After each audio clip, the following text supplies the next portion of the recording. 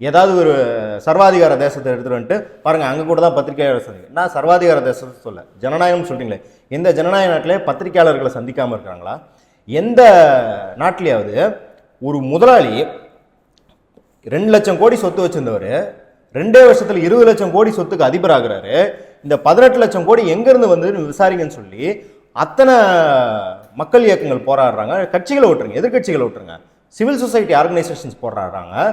ஒரே ஒரு விசாரணை கூட நடத்தல.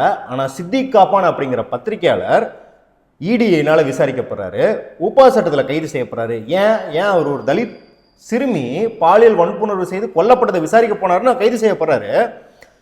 இடி 2 வருஷம் விசாரிச்சுட்டு என்ன தரவை சொல்லுதுன்னா, அவர் ஒரு கேமராமேனுக்கு உத்தரப்பிரதேச வரைக்கும் வந்துட்டு போறதுக்கு 5000 ரூபா அமைச்சிருக்காருங்க அக்கௌண்ட்ல. அதை ஒரு ஆதாரமாக காட்டி இது வந்து சைனாலேருந்து ஃபண்டிங்கு, பாகிஸ்தான்லேருந்து ஃபண்டிங்கு, இவரை தூக்கி உள்ள வைங்கன்னு இப்போ மணி லாண்டரிங்னு உள்ள வச்சிருக்காங்க ஒரு 5000 ரூபாய்க்கு. இதுதான் ஜனநாயக நாடு அப்படின்னு சொன்னால், மேபி ஜனநாயகன்ற வார்த்தைக்கு நம்மளுக்கு அர்த்தம் தெரியலன்னு நினைக்கிறேன். புதுசாக போய் நம்ம படிக்கணும்னு நினைக்கிறேன்.